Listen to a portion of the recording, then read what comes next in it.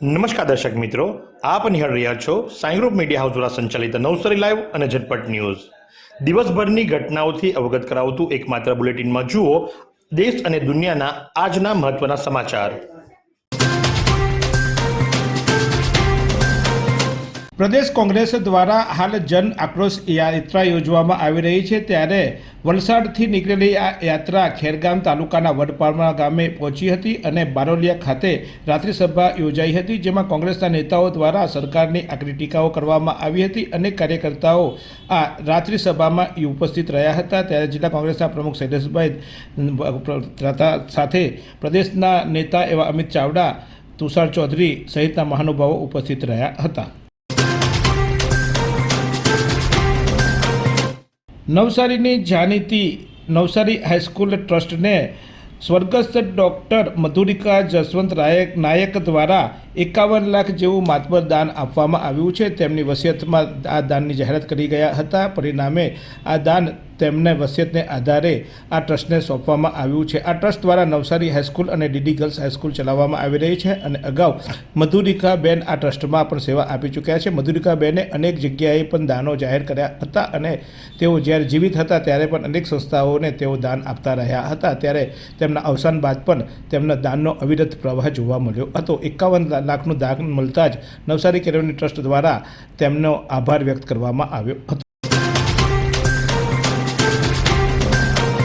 नवसारी में वसता गुज्जर क्षत्रिय कडिया समाजना सभ्यों द्वारा रक्तदान शिविरનું आयोजन કરવામાં આવ્યું હતું। સમાજના 17મા રક્તદાન શિબિરમાં 70 યુનિટ રક્ત એકત્ર કરવામાં આવ્યું હતું।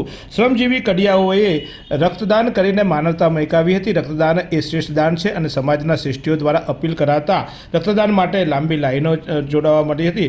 ગોપાલનગર ખાતે આવેલા ગુજ્જર ક્ષત્રિય કડિયા સમાજ નવસારીના તેમના વાડી ખાતે આ કાર્યક્રમ યોજવામાં આવ્યો હતો। ત્યારે સંસ્થાના પ્રમુખ યશવંત દાનાનીએ પણ સમગ્ર કડિયાઓને ખાસ કરીને આવકાર્યા હતા અને ખાસ કરીને સમાજના તમામ સભ્યોને તેમના જે ઓજારો છે એમની પૂજન વિધિ પણ કરવામાં આવી હતી। આ પ્રસંગે કુંવરજીભાઈ ટાંક, મનીષભાઈ ખોલિયા, રમેશભાઈ વગેરે ઉપસ્થિત રહ્યા હતા। ત્યારે રેડક્રોસ દ્વારા પણ આ સમગ્ર કડિયાઓની જે કામગીરી છે તેને બિરદાવવામાં આવી હતી।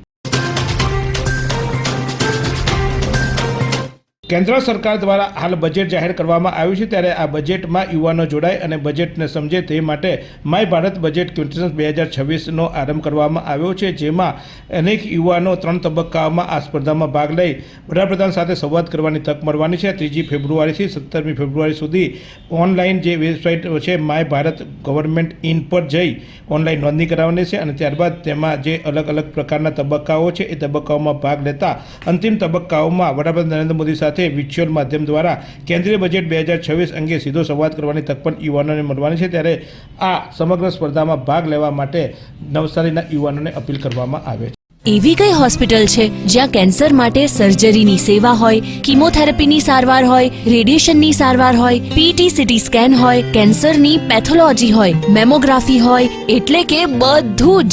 હા, બધી જ સારવાર એક જ હોસ્પિટલમાં હોય, તે છે Navsari Nirali cancer hospital. Navsari Muslim education and welfare society द्वारा वार्षिक इनाम समारोह योजवामां आव्यो हतो। समाजना प्रमुख वाजिद हुसैन दरगाहवालाना प्रमुख पदे आ कार्यक्रम योजायो हतो, जेना कीनोट स्पीकर तरीके डॉक्टर मोहम्मद नवाज डाया અને અતિથિ વિશેષ પ્રત્યે ડૉક્ટર સફી મોહમ્મદ વોરા ઉપસ્થિત રહ્યા હતા અને આમાં આ સમયે સમાજના અનેક પ્રતિભાશાળીઓનું સન્માન કરવામાં આવ્યું હતું। સન્માનપત્ર આપવામાં આવ્યા હતા। કુલ 215 જેટલા વિદ્યાર્થીઓનું સન્માન કરવામાં આવ્યું હતું। મુસ્લિમ સમાજ આમ શિક્ષણથી થોડા પહેલા વખત સુધી વંચિત રહેતો હતો, પરંતુ હવે ધીમે ધીમે મુસ્લિમ સમાજ પણ શિક્ષણ પ્રત્યે જાગૃત બન્યો છે અને આ જાગૃતતાને ટકાવી રાખવા માટે મુસ્લિમ એજ્યુકેશન ટ્રસ્ટ દ્વારા સતત પ્રયોગ કરવામાં આવ્યો છે। ત્યારે સંસ્થાનો સમગ્ર અહેવાલ ઉપપ્રમુખ નાદિર ખાને રજૂ કર્યો હતો અને આ સમગ્ર સંસ્થાનો જે કાર્યક્રમ યોજાયો હતો તેનું સંચાલન રફીક પટેલ અને મુમતાઝ બહેન દ્વારા કરવામાં આવ્યું હતું। ડાંગના શિવઘાટ પાસે પસાર થતા એક બાઇક ચાલક પર દીપડાએ હુમલો કરતા સમગ્ર પંથકમાં ભયનો માહોલ ફાંફી જવા પામ્યો હતો। ઈજાગ્રસ્ત ને હાલ આહવા સિવિલ હોસ્પિટલમાં સારવાર અર્થે ખસેડવામાં આવ્યો છે। ત્યારે સ્થાનિકો દ્વારા આ દીપડાના વિડીયો પણ ઉતારવામાં આવ્યા હતા, જે વિડીયોમાં આ દીપડો દેખાઈ રહ્યો છે। વઘઈ ખાતે પોલીસને મોટી સફળતા મળી છે, કારણ કે સરકારી અનાજ ખાઈ જનારા આવા ડાગુઓ ભરેલી ટ્રકની ચોરી કેસમાં આંતરરાજ્ય ગેંગનો એક આરોપીને ઝડપી પાડવામાં આવ્યો છે. વઘઈ પોલીસની ટીમે ટેકનિકલ અને હ્યુમન સોર્સના આધારે પલસાના સુરત ગ્રામ્યમાંથી ધરપકડ કરી અને મહારાષ્ટ્રના ઉત્તર પ્રદેશના અનેક ગુનાઓની પણ તેની પાસે કબૂલાત કરવામાં આવી હતી. આ ઈસમ સરકારી ગોડાઉન પાસેથી અનાજ ભરેલી ટ્રક લઈને ટ્રક ચોરી કરી જતો હતો અને 1 વર્ષથી ફરાર હતો, ત્યારે આ આરોપીને ઝડપી પાડવામાં વઘઈ પોલીસને સફળતા મળી છે. आइसक्रीम हमारे यहाँ रोज चाहिए, और वो भी रिफ्रेश के आइसक्रीम मिक्स. 5 से ज्यादा वैरायटीज. सर्च करो, क्लिक करो, लाइफ को रिफ्रेश करो.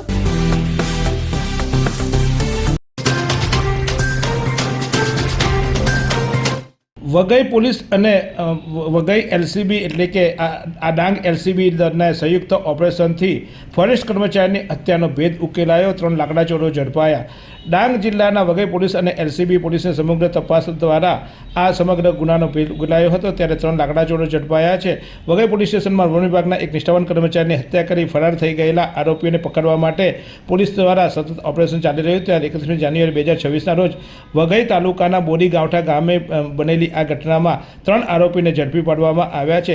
આ આરોપી દ્વારા વનકર્મી સનતભાઈ કનસુભાઈ બિરારી ઉંમર વર્ષ 53 કે જેઓ વાંઝટ આંબાના રહેવાસી હતા અને ફોરેસ્ટ ખાતામાં નોકરી કરતા હતા, ત્યારે તેમને ફોરેસ્ટ નાકા પર ફરજ બજાવતા હતા. તે દરમિયાન તેમને નોકરી પૂરી કરી ઘરે જઈ રહ્યા હતા, ત્યારે 3 શખ્સો દ્વારા સાયકલ પર ચોરીના ગેરકાયદેસર લાકડા લઈ જતા જોયા હતા અને તેમને અટકાવવાની કોશિશ કરતા તેઓએ હુમલો કરતા આ વનકર્મીનું અવસાન થયું હતું અને પરિણામે તેઓ ભાગી છૂટ્યા હતા. ત્યારે એલસીબીની ટીમ અને વઘઈ પોલીસ દ્વારા સર્ચ ઓપરેશન અને અન્ય સોર્સો દ્વારા તપાસ કરી આ 3 આરોપીને ઝડપી પાડવામાં આવ્યા હતા. ઝડપાયેલા આરોપીમાં પ્રવીણભાઈ પરસોત્તમભાઈ પવાર ઉંમર વર્ષ 21, હેમંત મોતારામ ઉંમર વર્ષ 20 તથા ઋત્વિકભાઈ મજુભાઈ પવાર ઉંમર વર્ષ 22નો સમાવેશ થાય છે.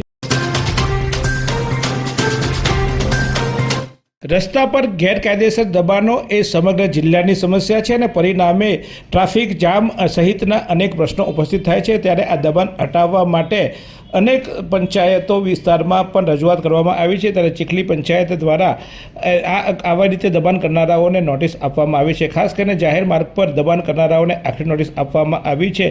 ચીખલી ગ્રામ પંચાયતના સરપંચ વિરલભાઈ પટેલના જણાવ્યા મુજબ ચીખલીના જૂના બસ સ્ટેન્ડ, ચંદ્રિકા માતાના મંદિર અને મુખ્ય બજાર વિસ્તારમાં દુકાનદારો અને લારી ગલ્લાઓ દ્વારા જે દબાણ કરવામાં આવ્યું છે એ દબાણ હટાવી દેવા માટે નોટિસ ફટકારવામાં આવી છે અને 5 દિવસમાં આ દબાણ જો નહીં હટાવવામાં આવે તો 9/2/2026ના રોજ ગ્રામ પંચાયત દ્વારા ઝુંબેશ હાથ ધરી આવા દબાણો દૂર કરવામાં આવશે તેવું પણ જણાવ્યું છે. જોકે આ નોટિસ આપ્યા બાદ હવે સરપંચ ચૂપ બેસશે કે પછી આ દબાણ હટાવશે તે જોવું રહ્યું, કારણ કે વારંવાર નોટિસો આપ્યા બાદ આવા શાસકો પણ પાણીમાં બેસી જતા હોય છે. તો આશા રાખીએ ચીખલીના સરપંચ આ નોટિસનો અમલ કરે અને શહેરની જનતા અને ખાસ કરીને ચીખલી પંથકની જનતાને આ દબાણ મુક્ત રસ્તાઓ આપે. सभी धर्मों की एक पुकार, मात पिता का करे सत्कार. 14 फरवरी मातृ पितृ पूजन दिवस, inspired by Sant Shri Asharamji Bapu.